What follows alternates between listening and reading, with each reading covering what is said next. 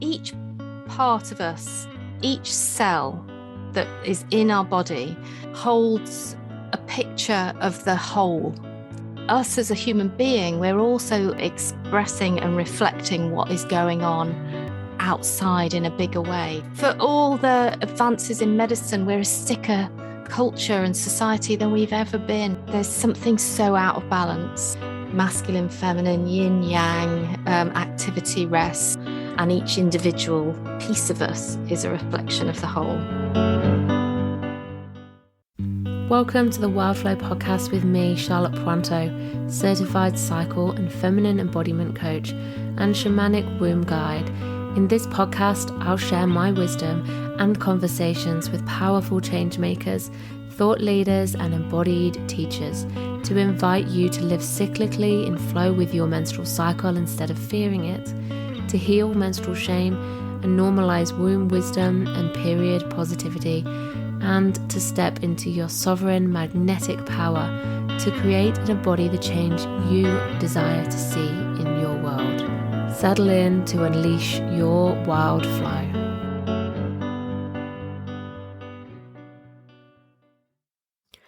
What does what's happening in the cosmos, on the earth, and in our family environments have to do with our menstrual cycles and menopause experience? That's what this week's guest, Tracey Stevens from The Healing Point, is here to share with us in this beautiful, rich conversation going into energetics and the world of root cause, emotional aspects of ill health and menstrual cycle problems.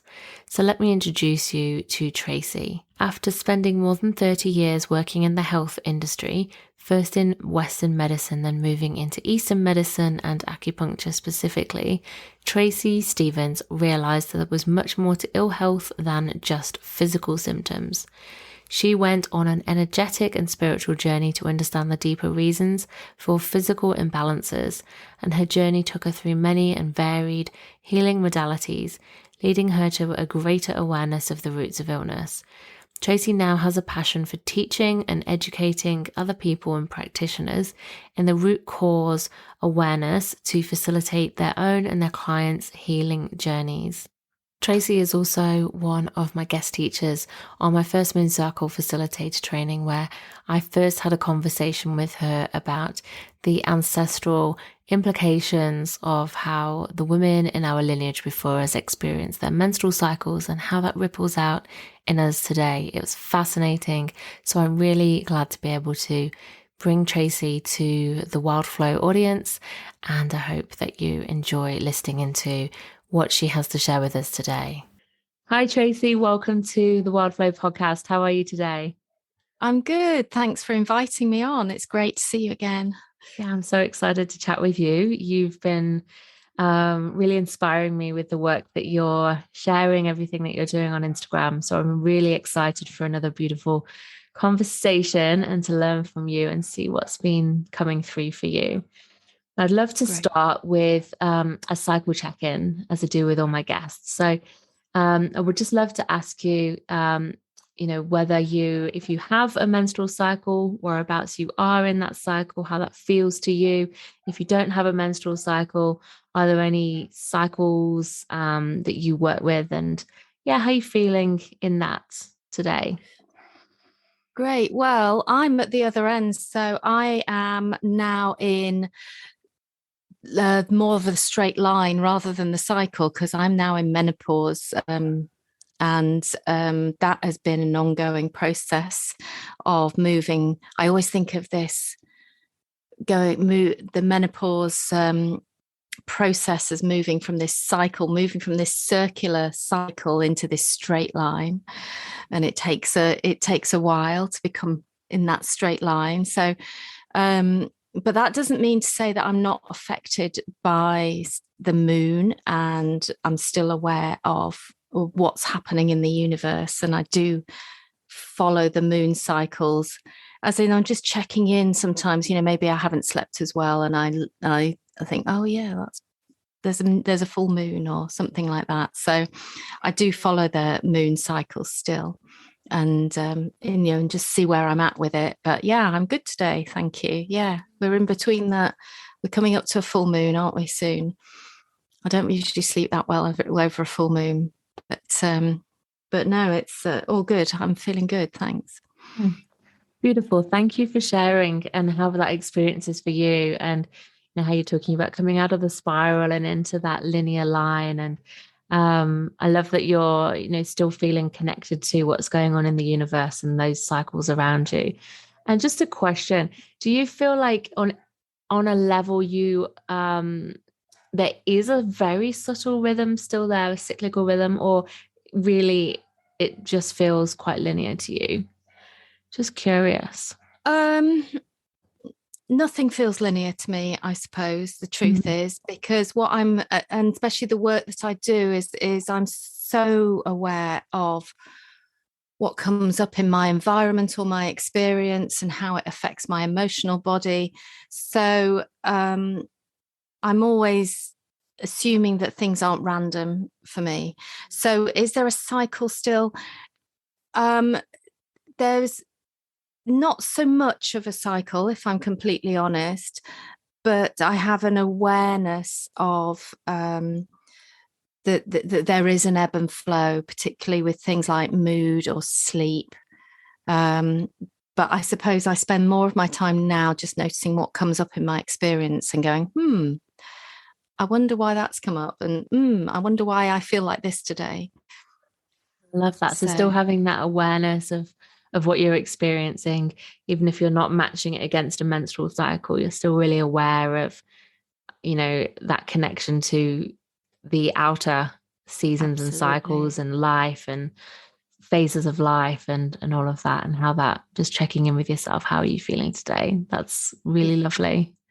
Yes, yeah. And I do believe that all the planets have just a massive effect on you. So it's really interesting to me. I'm not an astrologer by any shape or means, but I like to follow what's happening with the planets and how it's affecting the world and how it's affecting us.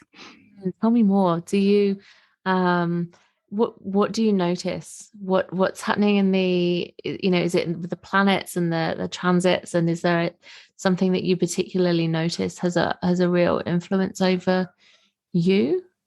Well, I suppose I'm listening to astrologers and I'm hearing what they're saying about the transits that are coming up. But what I really notice is that what's reflected in us is the state of the whole world.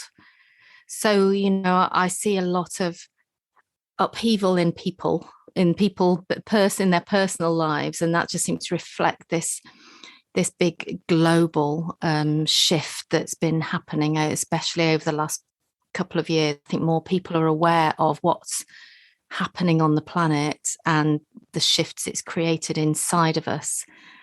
And then when you go to the astrology, you find these mirrors in terms of what the transits or the squares are doing with particular planets, and what's influencing what. And I'm not very clear about. I couldn't tell you what the transits were at the moment, but I know that I just follow it every month and just go, oh, that makes sense. That curiosity. Yeah. It's something that I don't know much about either, and I'd really like to learn more. But just I think that there is definitely such a, that it, like you say, that mirror, like maybe gravitational pull or whatever it is. But it's hard to, you can't deny that what is going on around us is really reflecting and influencing what's going on within us. And like you said, I think that that's what the last couple of years has really brought to everyone's attention, isn't it? You can't not see it now. Everything that's going on, it's affecting us in terms of, changing the way we live, changing the way that we work, the way that we, the things we value, the very structures of our day to day, and that's got to have an impact on our bodies and our biochemistry and our health.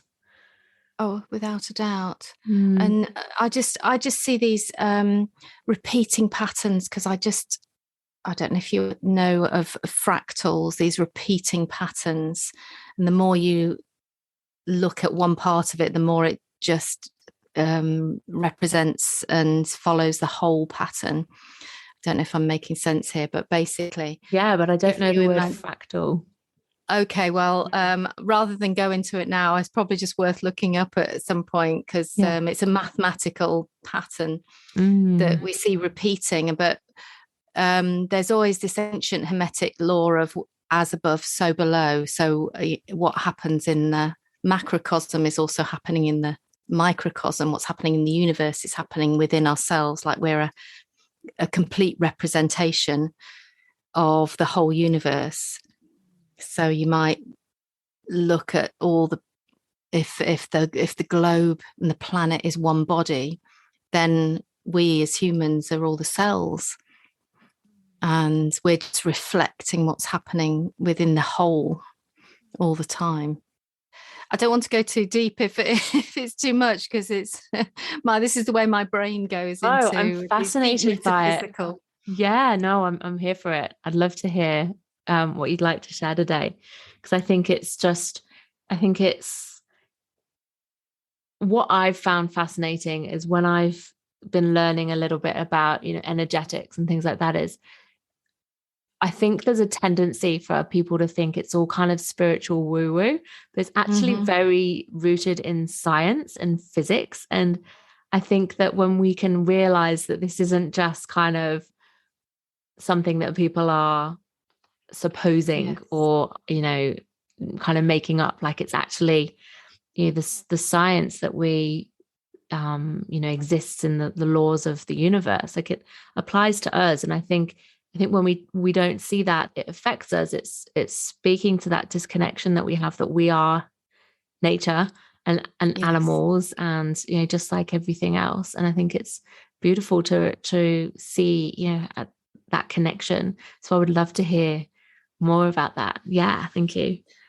Well, this is really what I do, I suppose, in as much as in the way I look at the human body, and the illness comes up as a metaphor.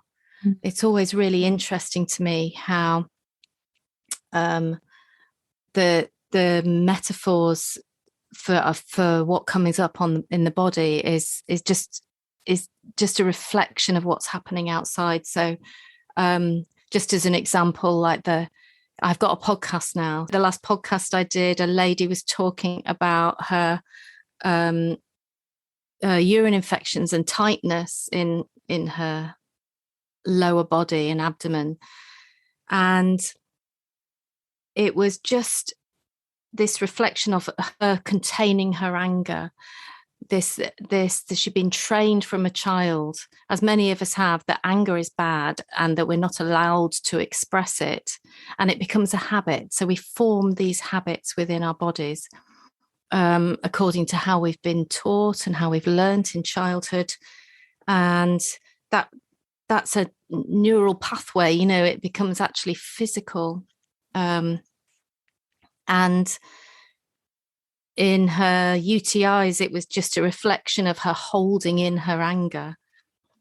And in these ways, the body shows these metaphors for what's going on, and the whole process, healing, like for that example, would be releasing and just being able to let go.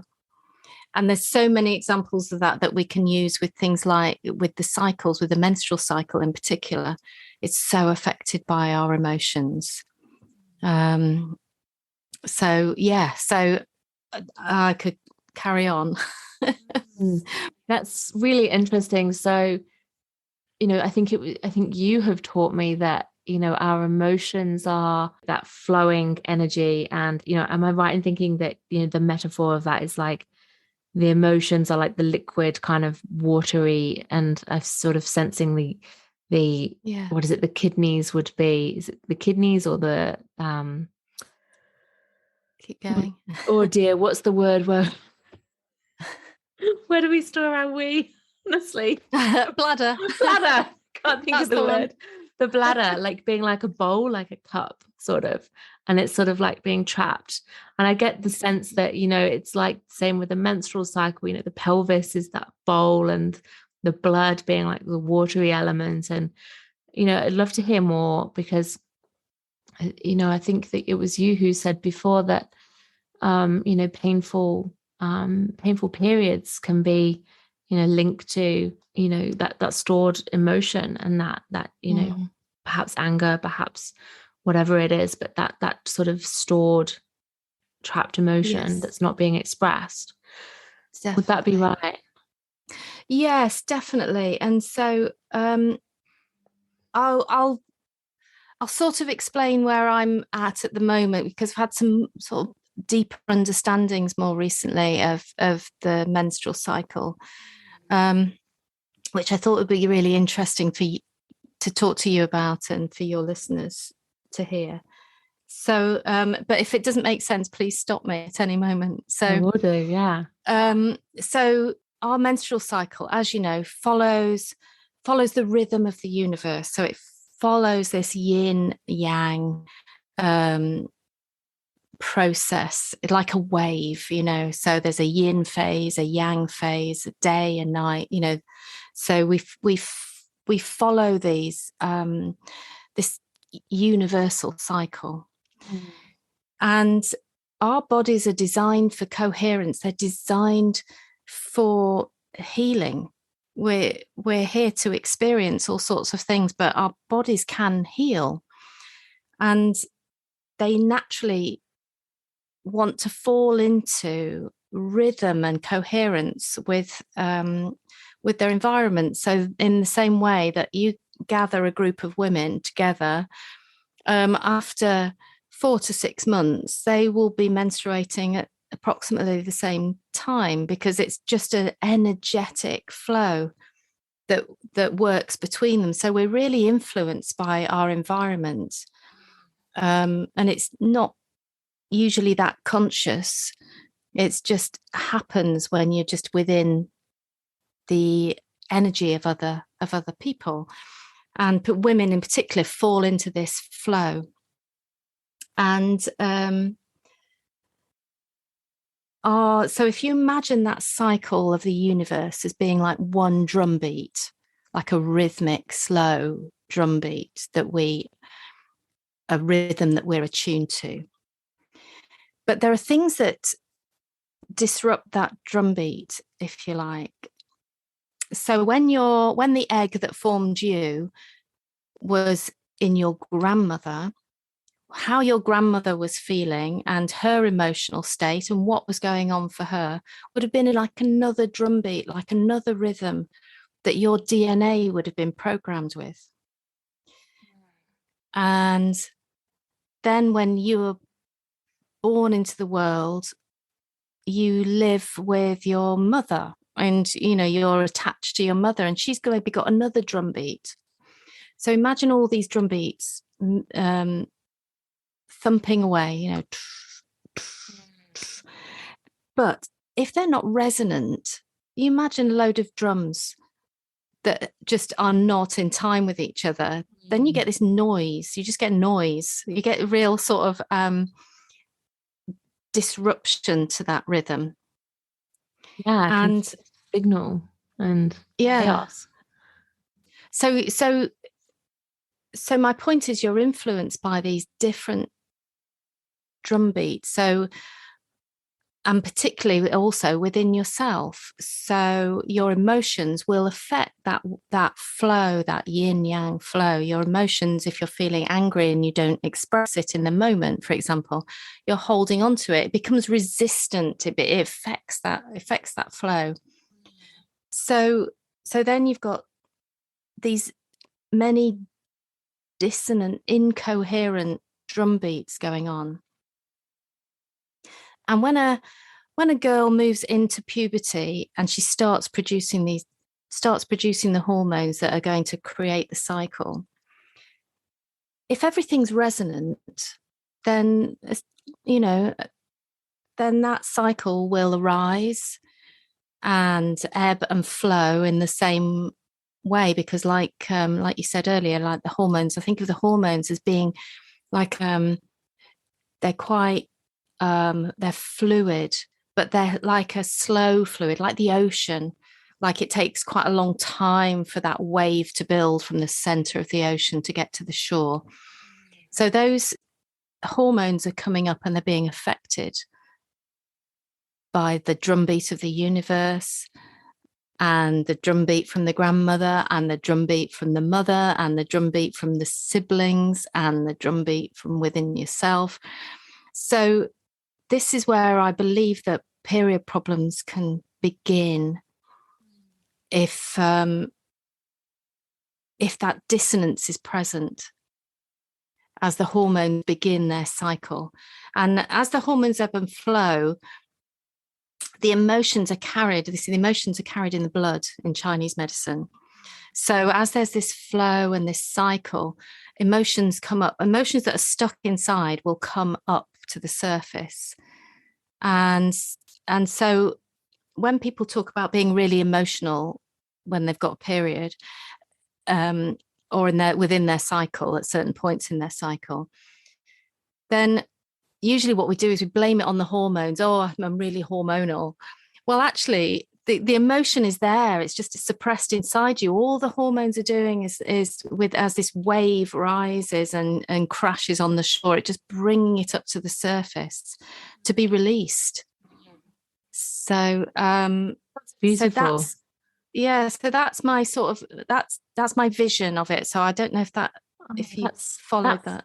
Yeah, I love that. I think it's such a beautiful way of visualizing and connecting with, the influence of the people around us, but also what you said about hormones being like this wave, like this, this current, and how it builds and then how it brings it up. It's like the body's just so wise, and it uses the menstrual cycle to bring that energy, that emotion up for release and processing, so we don't have to keep carrying it on through life. So when we label it as, like a problematic kind of emotion, or like we're, oh, it's PMS, and we're not really honoring the emotion, like it might be coming up, but we're not letting it release. I get the sense. Yeah. So when that's all like struggling to come out, you're saying it's like being held in the body.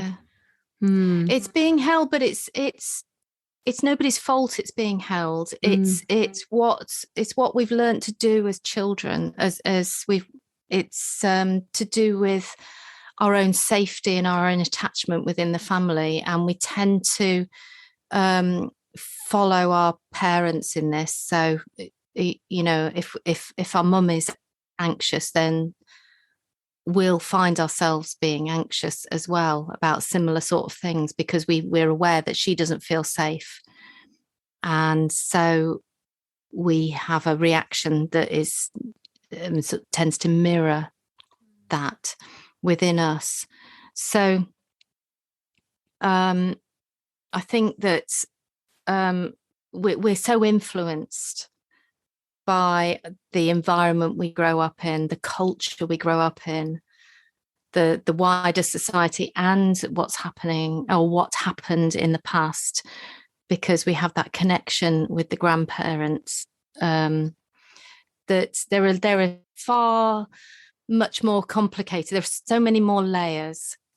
So it's not just about releasing or expressing. It's about understanding some of those deeper layers, understanding where that anger, maybe frustration, is coming from within you, and how can you release it? How can you release it safely? Because like I said before in that example I gave, many women hold their anger and their frustration inside of them because they've learned that it's, for whatever reason, that it's not acceptable to express it. So I think our hormones are really affected by our emotional state and our emotional well-being.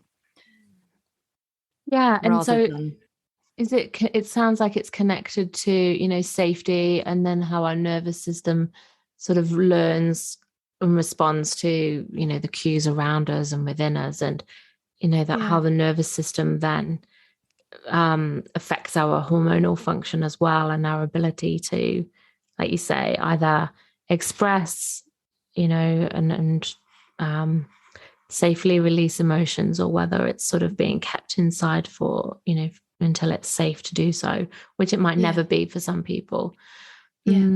Fascinating. Yes. So all of those influences around us, if they're all incoherent, if there's stress in the family, if there's stress within you as a person, then it all affects the flow, because you can't, that flow can't release properly if there's some resistance to it, if there's some holding, if there's some anger, if there's some frustration. Because if you think of those emotions, they're all tightening. Amazing. So you were mentioning that in terms of coherence, so what are some things that we can do to kind of reestablish that rhythm, or soothe that rhythm, or come back into coherence with the people, the world around us, to help restore those rhythms?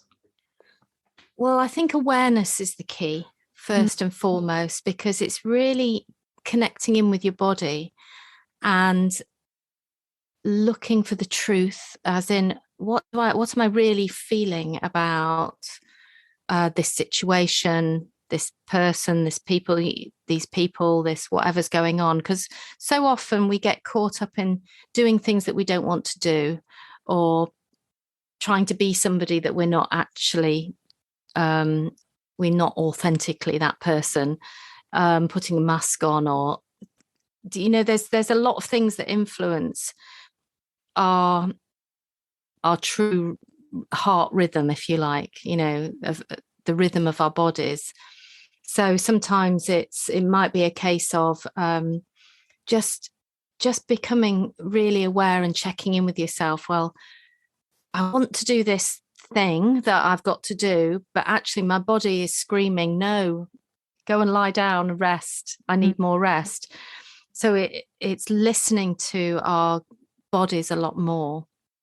And it's a work in progress as well, because there's a lot of learning in terms of connecting in with your body. So the more you connect in with the body, the more you find ways of releasing the emotion and being truthful about what emotion that you're holding.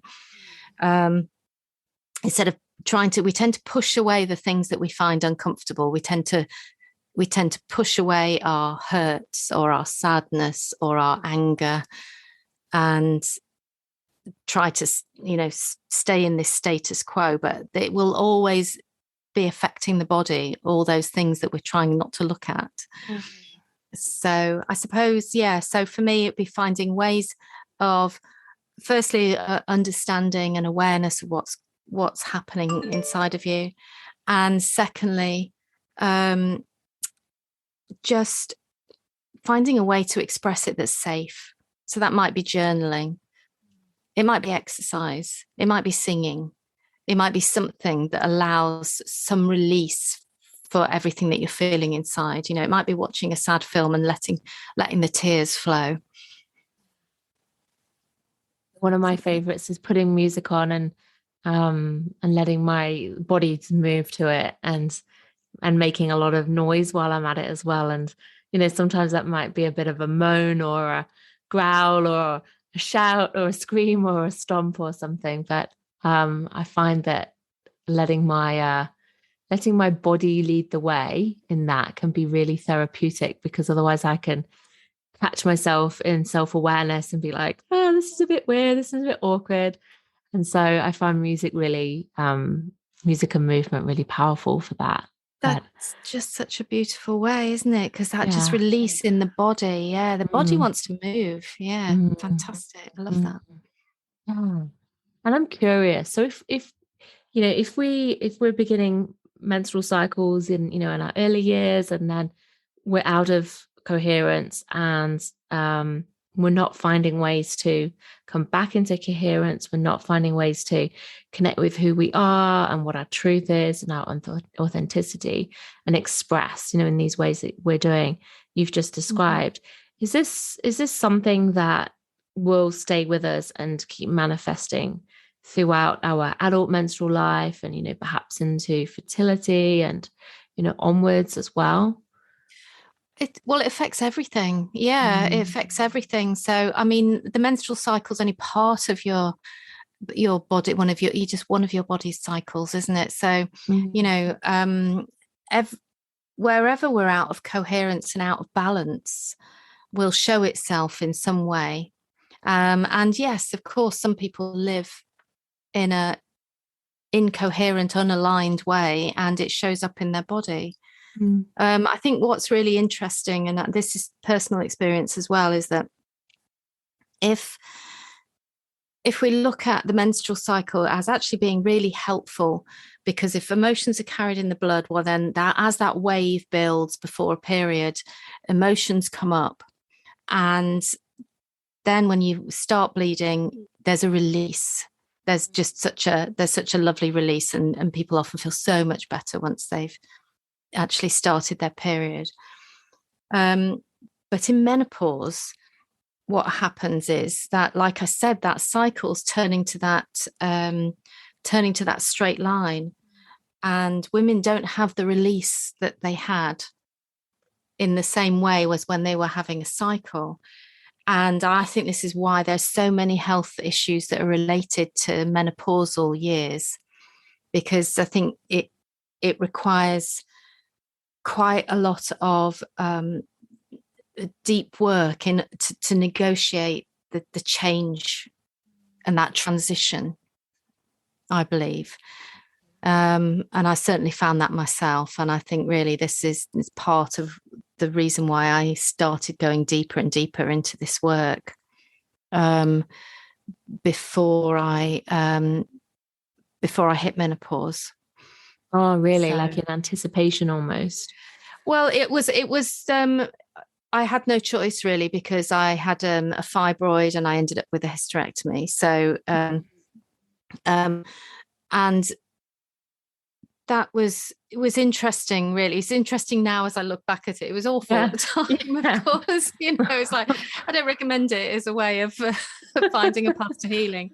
But no, it was really clear to me later, and it's really clear for me looking back, that the fibroid is just a buildup of resentment. It's like a not letting go. It's like when the lining of the womb is just getting too thick and building up. So there was a lot of frustrations for me, and I was holding a lot of resentment, and I think that was when my healing journey really started, because it was quite clear to me that was what was going on. And even though I had the hysterectomy, it didn't solve the problem. That's the thing, is just because you have something removed from your body doesn't mean it's going to solve the problem. As in, it doesn't clear the emotional wounds that you've got. So I realized that and had to work on those emotional wounds that I was carrying. And, it's still an ongoing process, of course. But it's nice to be at this side and go, well, that was an enlightening experience. Rather than in the place I was, which is, and I'm sure many women will understand this, the heavy bleeding, the exhaustion, the anemia, all the discomfort, everything is, that bit's really grim, but your body's just really shouting at you at that point. There's the healing to be done here. That's fascinating. Thank you for sharing that. Yeah, I'm really curious if I can ask you, you said about needing to find ways to release in, post-menopause. Can I ask you what you do? What's your personal practice, if you have one, of tuning into what's there and, without having a literal bleed, to wash that away and cleanse that away? Is there something you consciously have found works for you? Well, I think this has been the journey, if I'm honest. This has been, and the way I've moved through this transition. So there hasn't been one particular practice. There has been multiple changing, growing and evolving different practices, if you like. So a lot of what I felt I needed to do was to dive right inside. So I actually, needed to have therapy. I needed to work on myself and work out where all that resentment was coming from that I was holding. So that was one part of it. I've used journaling particularly. I found journaling really, really helpful. Meditation, which I have done in fits and starts, but I now I was going to say trying to. I'm now attempting to be much more disciplined in my meditative practice, because I do believe the path to healing is stilling your mind and retraining that underlying thought, those underlying thoughts that just keep thinking and can drag you into a low vibration. So I'm really aware of where my vibration sits. And it's interesting because the course that I run, which is the root cause practice program, in developing the course, I felt like I had to live every single part of it, if you see what I mean. And that was almost part of a cathartic way of going through this healing process as well. I'm a work in progress at, moving my body more, and I believe that you need to move your body as well. We can't just rely on it to always work for us if we don't keep it flowing and healthy. So that's a good note to self as well. I haven't been the best with exercise in the last little while, but I do also agree that moving is a really good way of shifting up what's getting stagnant and bringing it up to be felt in that kind of way that you talked about with the bleeding as well, bringing it up to the surface. I absolutely love that. And I always say to people that I work with that, you can use your bleed as that opportunity to release and cleanse and reset, if you like, for, a new cycle. So letting what's present to let go, and then creating, a new intention, or, sort of seeing it like a fresh start, a new cycle to work with, and letting everything, move through in that cyclical way. I think it's been really powerful for a lot of people. So I really love that metaphor of the wave.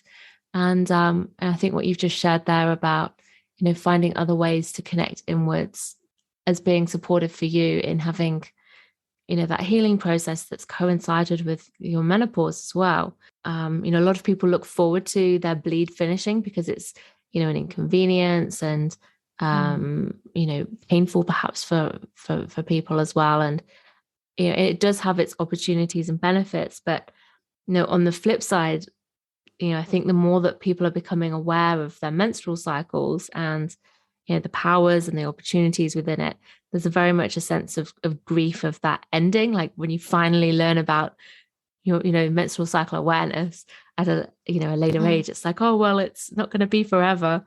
So I really love hearing about how you're finding ways to connect in with your body and what's present for you, and connecting with those outer seasons and cycles as well, but then still giving yourself that opportunity. And it might not be, a specific time of the month as such, but I love that more kind of, it sounds like, more maybe daily noticing, or just noticing when you're feeling, the chance to check in with yourself and still honoring yourself in that way. And I think that's really beautiful to share. So thank you. I was just going to say, it's just this, it's the transition. People often get to into their 40s and will blame things on perimenopause, or they start having their cycle starts to go out of rhythm quite often as people get closer to menopause. And I think it's about reframing it in our minds as an opportunity. This is where we move into that wise woman phase, of course. And I know it can sound trite, because when you're actually going through it, it can feel really difficult.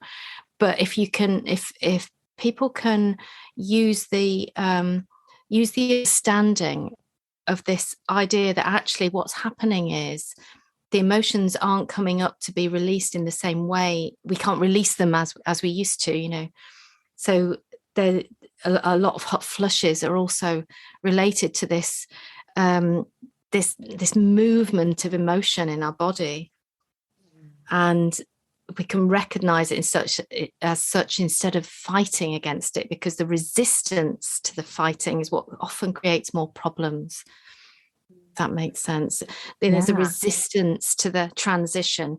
There's I don't like my body when it's aging. I don't like my body because it gets tired more, instead of I love where I'm going with this. This could be a real opportunity for me to grow in a different way and change in a different way. And it's bringing up opportunities to heal and to connect with yourself on these deeper levels. And I really love that. This, I hear a lot of people finding hot flushes really challenging, but that sense, like you say, of bringing something up. And is it true in your experience that hot flashes have been precipitated by a particular emotional experience, or has it felt more random to you, and then you've kind of looked underneath afterwards, kind of going, what's this about? What's this revealing to me? Well, as I've progressed through the transition, I've found it really fascinating, actually, because but this isn't just true of menopause, it's true of all sorts of things like digestive issues, for example. The slightest thought, maybe the slightest anxious thought that just skims through your mind has this physical effect straight away. So it can be just something little. I don't know, I'm just trying to think of an example. For example, when I was working in the acupuncture clinic, and maybe a client would ask a question and there'd be a flash of a thought like, oh, I don't know if I know the answer to that, or why are they asking that, or something, I don't know, whatever it would be, that would create a nervous system reaction. It creates a flash of anxiety or flash of anger, and I would notice that any of those little sort of it could be tiny triggers, but would just create a hot flush, as well as physical triggers as well, because there's no doubt that there are certain foods and there's caffeine and all that sort of thing does also have an effect as well. But I found it really interesting to notice the thought precipitated this wave of heat. So, yeah, it's very interesting. The same way, like, imagine a child who is asked to stand up and say something, they'll flush. It's a similar, they'll go red, and it's just a similar thing. That's what jumped out to my mind, actually. Like when I was a child, I used to blush all the time. I would, if anyone looked at me, I would sort of go red, and it reminded me so much of that thought that would come, like, oh no, don't look at me, and then my face would go red. Yeah. So of course, everyone looks at you. Everyone notices. Yeah. It's so funny, isn't it? Yeah. Wow. Noticing the thought, it's so important. It's so important. Noticing the thought. Yeah. Thank you, Tracey. I've really loved what you've shared so beautifully, and I love the sense of connecting with that drumbeat that we have within and without and around us, and how it can keep us all in tune and in rhythm, or we can become into such disharmony, and then how it affects us, manifest physically, in our cycles, but in our overall health, and just, hearing your experience and your perspective on this, it just adds such another layer to connect with. And I'm very visual, so I sort of have this, visual kind of in my mind of, this universe and this rhythm and this beat connecting us all. So yeah, I really love that. Thank you. And I'd just love you to share with us, a bit about the work you do and the course that you do, because, the way that you've shared on Instagram, and I invite absolutely everybody listening to please go and check out Tracey's Instagram, because she's shared for years now amazing posts on, physical symptoms, but then, what can be perhaps the emotional root cause of these things. And I found it absolutely incredibly illuminating. And now you're sharing and teaching and training other practitioners to follow and take on this this way of working for themselves. Just tell us a bit more about it. Okay. Yeah, thank you. That's really lovely for you to say that. Yes. It arose out of my acupuncture practice, really, and working with people one-to-one, that there was always something more for me in terms of that sore knee or that frozen shoulder. There was always an emotional component that I felt like there wasn't much emphasis on.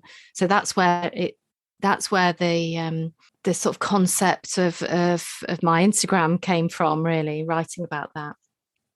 And then I developed a course called the Root Cause Practitioners course, which is to help practitioners. But I would say anybody that's working with people, there are people that come on and that aren't practitioners, just to help people interact, to help you interact with your clients or others. The course is a 12-week course. It's quite intense. There's a lot of personal work, because I don't believe that we can grow our practice unless we grow ourselves. And so it's about finding the root, helping clients find the root of whatever's going on for them physically. And it works on understanding how the nervous system is programmed and how the body creates these metaphors, and asking the right question to get to the right root, and how to allow that unfolding of what's behind a physical condition to release in a treatment room. So yes, I have got a new cohort that will be starting on the 25th of April this year, 2022. So if anybody's interested, just sign up on my website, which is www.traceystevens.org.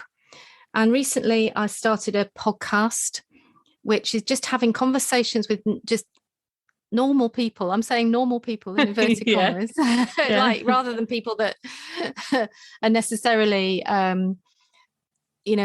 practitioners, or anybody that really wants to have this conversation about wanting to find out what the root of their particular issue is. So the podcast is just conversations with people. So hopefully you can hear how thoughts and emotions create the physical illness. That's the idea of the podcast. And so please give that a listen. And that's the Healing Point podcast. I really enjoyed there was I've forgotten what the lady was presenting with, but I was absolutely fascinated by the process you took her on in that episode, in that conversation, where she was talking about something, quite kind of, surface level, I guess, that, was what she was experiencing and was bothering her. And the way that you took her in and asked her questions, and on a journey, back through time in her lifetime, and connecting all these dots, and how it actually went to somewhere that, on the surface you wouldn't have necessarily connected, but when you got there, she was so felt so seen and heard, and it sounded so true for her. And bringing that awareness to her of what, what this pattern was that was playing out for her across her lifetime, that was manifesting in this physical way. It was so special to hear that. So, thank you for making that, because I think it's, like, I'm interested, to hear that. But I think, I think it's so fascinating for, like you say, for people to connect that awareness of, instead of just saying like, oh, I've got a problem with my arm, and my arm being a separate thing to the rest of me, remembering that we are connected to that whole. And like you were saying, we are connected to the universe, like we are a mirror of what's going on, and that repeating through, is that drumbeat through time. Yeah. So no. Well, thank you for describing that. It's really good, because that's the process I take people through in the podcast, is really what I'm teaching in the root cause practice program. So, and I hope later in the year to create a healing, like a self-healing program for people who aren't practitioners and don't want to do that side of things. But I love doing it. I'm really passionate about it. And I hope more people jump into this idea that, we're dimensional beings. We're not just, mechanical, structural beings. There's so much more to everything that happens to us in terms of our physical self. Each part of us, each cell that is in our body holds a picture of the whole. So if you imagine, think of DNA, for example. So DNA is that program that is within each cell in our body that expresses the whole. So us as a human being, we're also that. We're also expressing and reflecting what is going on outside in a bigger way. So that's the precept of a holographic universe, is that each individual part contains the whole. So that follows in to the fact that what's happening within our individual bodies is also a reflection of what's happening across the whole world.